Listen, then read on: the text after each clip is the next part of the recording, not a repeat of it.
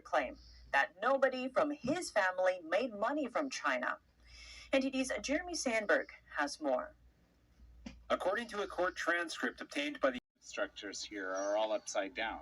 Yes, the incentive structures, and that is part of the problem, is that we're incentivizing people to get children, and they're able to abuse them more easily now because of the processes we have in place. And we're incentivizing the traffickers because we're actually delivering the child directly to their front door. So the United States government is paying for the flights and the bus tickets to deliver these children to people who view children as assets. I think that was the hardest thing for me to understand, is how can a human being look at a child as an asset?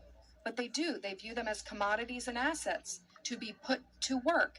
It's why we're seeing in news all across the country of rampant labor trafficking of these children.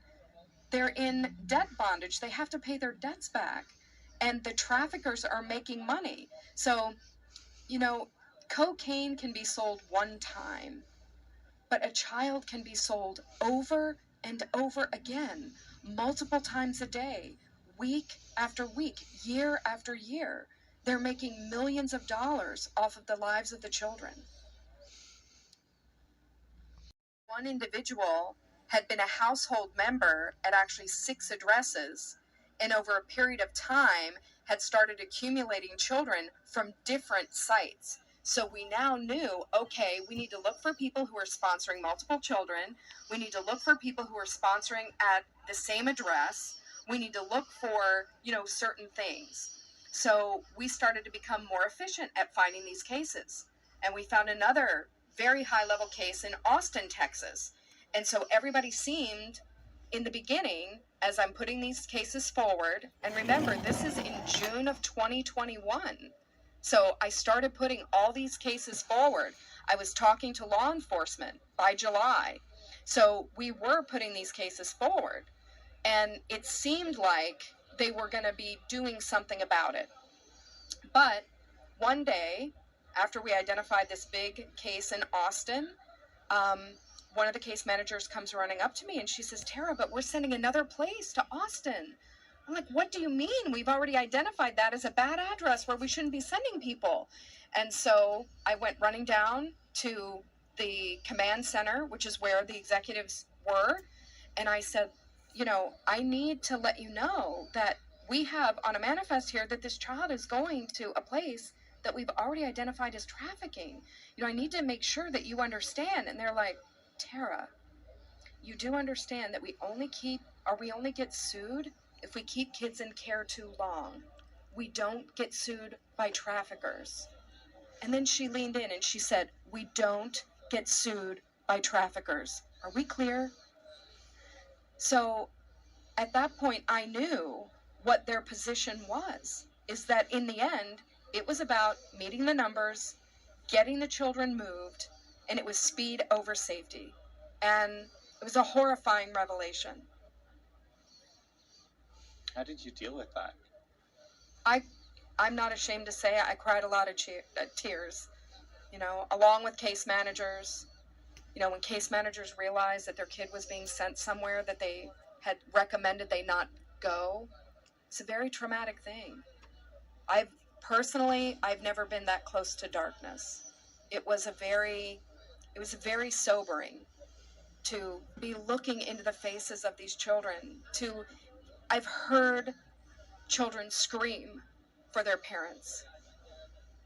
I've looked into the faces of kids who, even as a teen, they've never been to school. They can't read. They can't write.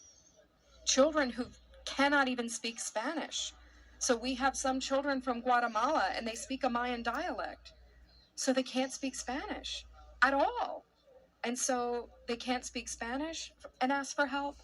They can't ask for help in English. They literally become captives of their sponsors. This was a horrible, horrible time. Yeah. Okay, well, so what happened next? So after I realized that they were going to send the kids because their mandate was speed over safety.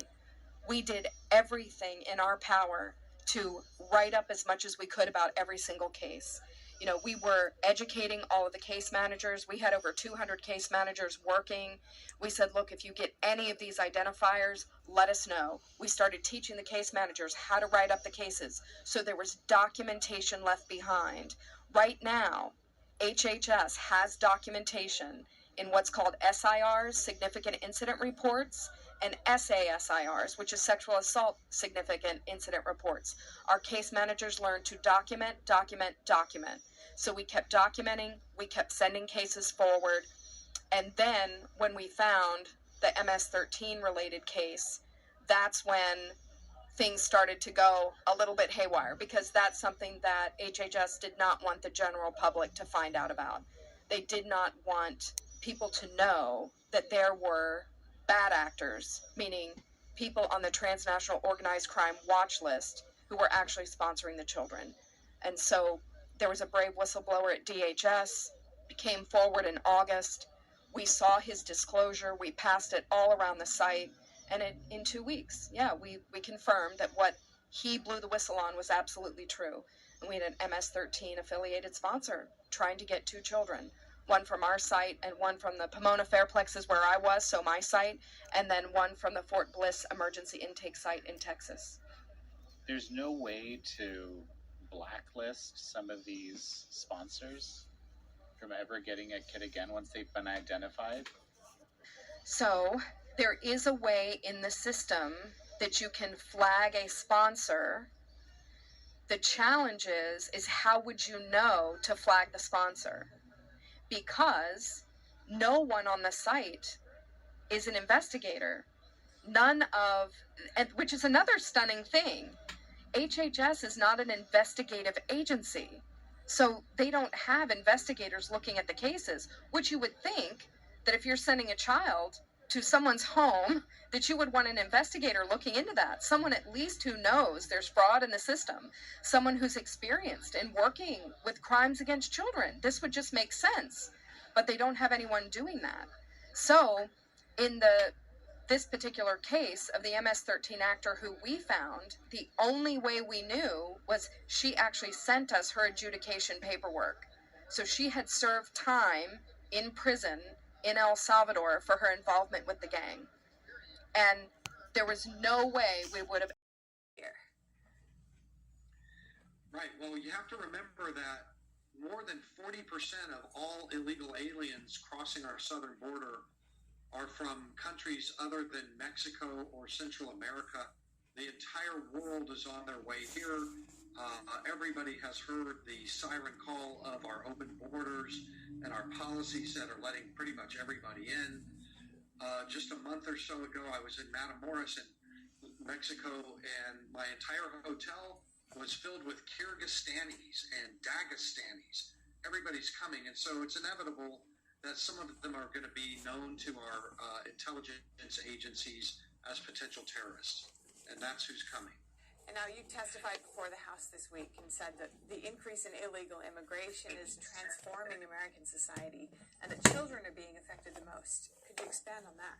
We rarely hear about the fact that most of the people that are coming across are in family groups or unaccompanied minors, and they have to go to school in the United States, and now they have to take standardized tests, overcrowding, the purchase of portable classrooms, security issues, gang problems, and these are starting to hit Americans. It's a pocketbook issue, it's a public safety issue, and it's a quality of education issue throughout the interior of the United States. So I just wanted to get that on the record in the Congress.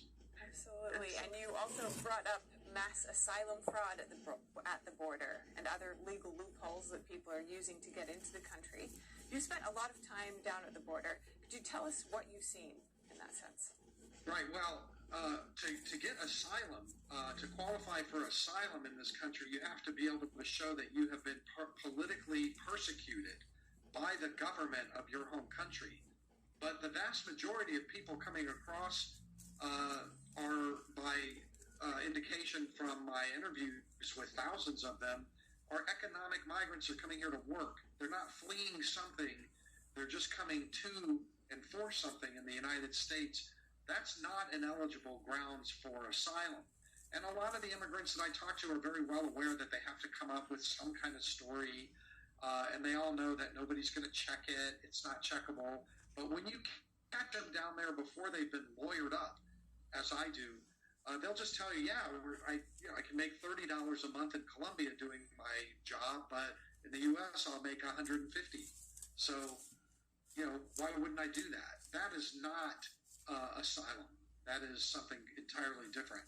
But they're going to claim asylum, and they're going to be lying about it. Right. Now, you said in the same hearing that 100% of crimes committed by illegal immigrants are avoidable, which I thought was very interesting. But that's in response to some studies that show that illegal immigrants commit fewer crimes than American citizens. Could you speak to that? That's right. I took heat for that, but I'm happy to do it. I'm just saying every crime by an illegal immigrant is a crime that was unnecessary, that was preventable. And you can't say the same thing for American citizen crime, at least not in the context of an apparatus that's deporting, that could deport them. Okay, now one argument that was brought up is that they're it's not being possible to stopped stop from illegal doing immigrants so. from crossing our borders. But you've said that it is, and that illegal immigrants actually pay close attention to the decisions that our government's making on the border. What kinds of policies can be put in place to prevent the influx, do you think? Well, we saw definitive evidence during the Trump administration, during the Trump years, that policies do play a critical factor in the decision-making processes of immigrants while they're still home. Will the money that I pay get me into the country and get me in to stay? If the answer is no, I'm not dropping the cash. I'm not spending that money on smugglers. I'm staying home. And they did. In huge numbers, the administration of Trump had about 20 or 30,000 apprehensions a month. The very next month, after Biden took office, it got rid of those policies, remain in Mexico, Title 42. They opened up all kinds of exemptions. The numbers went to 200,000 a month and never looked back. All-time records, every record in the book's broken because the immigrants are smart. They pay attention to policy, and they ask. Over on Truth Social, Trump's personal platform, Trump is alleging that the charges against him amount to election fraud, as he's been saying for a while now, and that the lack of charges against the other side on the Democrats amount to a weaponization of the justice system. He wrote this. He said they have totally weaponized the Department of Injustice. Whatever happened to the crooked Joe Biden boxes case? Why was Hillary Clinton allowed to delete 33,000 emails, many of them classified, after getting a subpoena from Congress?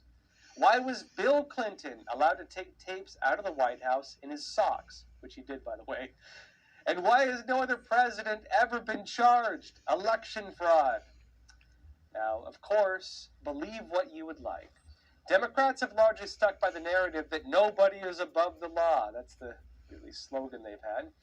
And Republicans have pointed to the lack of charges against many Democrats, facing similar accusations, many of whom Trump laid out in that statement, and say, well, obviously, some people are in fact above the law. And alongside the surface charges, what you're watching notably is a battle of narratives. We're heading into the 2024 presidential election. It's totally not a normal election. President Biden is not really campaigning, not showing any signs of it at least. Trump is trying to campaign, between the waves of criminal charges being thrown at him. But I'd actually argue the real debate, the real stage in all this, the real campaign trail, it's not the normal public debates and the weighing of policies. It's not politicians, throwing jabs at each other on the public stage. The debate right now in this very weird election is the public spectacle of criminal charges.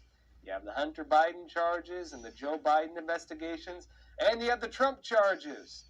The news coverage, the allegations. Voters are watching this, and they're deciding who they believe. This is the new campaign trail, at least for now.